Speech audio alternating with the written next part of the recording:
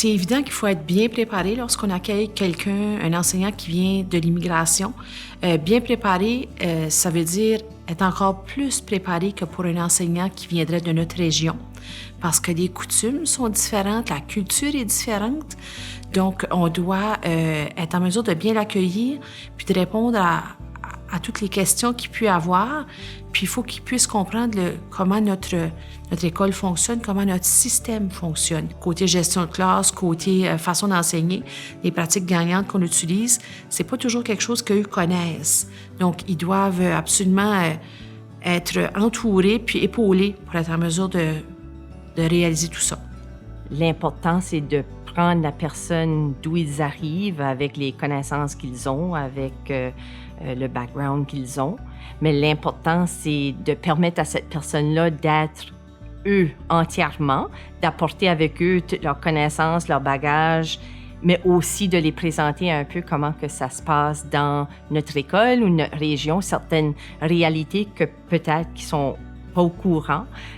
Donc, on veut les accueillir comme qu'on ferait avec n'importe qui d'autre, de les accueillir comme qu'ils sont, mais d'être capable de les présenter où ils arrivent.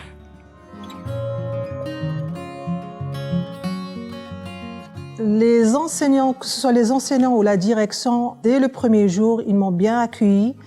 Ils m'ont jamais senti que j'étais différente ou j'étais nouvelle par rapport avec eux. Ils m'ont mis vraiment à l'aise dès le premier jour. Ils ont facilité tout. On a tout le matériel, tout ce qu'on veut, on l'a.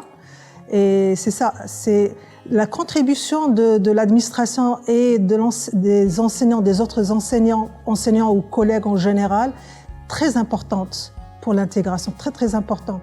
Comme l'élève a besoin d'un climat de confiance, de sérénité, l'enseignant, c'est pareil. Lorsque je suis arrivé, j'ai trouvé une direction comme dans d'autres écoles, très chaleureuse, une équipe accueillante qui est vraiment intégrative, quoi. Je ne savais pas que ça allait comme ça allait être, mais j'aime bien la façon dont les gens vivent ici. Ils sont gentils, ils sont accueillants, prêts à accompagner, ils nous comprennent, ils savent les réalités qu'on traverse, les difficultés. Et ça m'a beaucoup marqué. Monsieur Maxime, au début qu'il était ici, c'était une personne beaucoup plus discrète et réservée. Et il est un bon joueur, là. Il est vraiment capable. Par ici, on dit être capable d'en prendre et d'en donner, et ça le reflète vraiment, là. Donc, il est capable de prendre les taquineries et de venir ajouter. Alors, ça fait vraiment un beau lien. Les gens l'apprécient vraiment beaucoup. Des fois, ça prend juste du temps. Ça prend du temps, puis il faut apprendre à se connaître, il faut juste discuter. Ça se rush pas. C'est vraiment organique, ça arrive de façon authentique.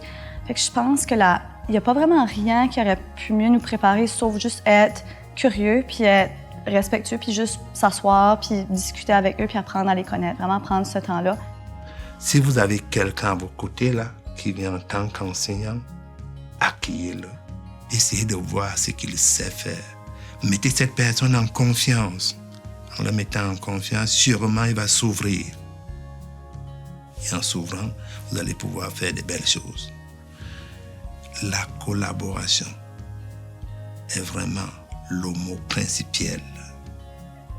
Collaborer. Faire des choses ensemble. Travailler ensemble. Puisque l'objectif est commun. Le bien-être des apprenants. Donc, soyez ouverts, soyez accueillants, sans préjugés. Sans préjugés. Ouais. C'est lorsqu'on va à l'encontre de l'autre qui est différent qu'on commence par frotter un peu nos propres cultures par rapport aux autres, ne serait-ce qu'entre l'Acadie et le Québec. On dit « Ah, mais ils ne font pas les choses de la même façon. » Donc, la rencontre de l'autre contribue toujours à l'apprentissage. Tout d'abord à la connaissance de soi et à la connaissance de l'autre. Les échanges avec nous permettent aussi, nous, d'avancer. C'est pas, tu sais, des fois, tu es en relation, puis tu donnes, t'expliques. La personne comprend, mais toi, ça te donne rien. Mais quand on collabore avec Couloud, on avance nous autres aussi. Tu sais, elle progresse, mais nous aussi, on progresse. Par les questions qu'elle pose, ça nous permet de faire comme une autoréflexion, puis on chemine à tous les fois qu'on discute avec, là. Je me suis rendu compte que elle, ses attentes étaient très élevées, puis elle s'entendait que les élèves allaient se rendre là aussi. Ça fait qu'elle nous a comme ramené de comme, hey, les élèves sont capables, puis ils doivent développer leur méthode de travail pour avoir cette rigueur mathématique-là, par exemple. Ça, c'est quelque chose qu'elle m'a apporté, là. Puis je l'ai remarqué, des élèves qu'elle avait en 11e, qui sont maintenant mes 12e, ils sont prêts. Ils ont des bonnes méthodes de travail, puis ils savent que ça va être difficile, mais ils sont capables de travailler. Ouais, fait que ça, c'est quelque chose que j'ai remarqué. La présence, l'écoute, la collaboration, c'est très nécessaire, et la valorisation de chaque identité.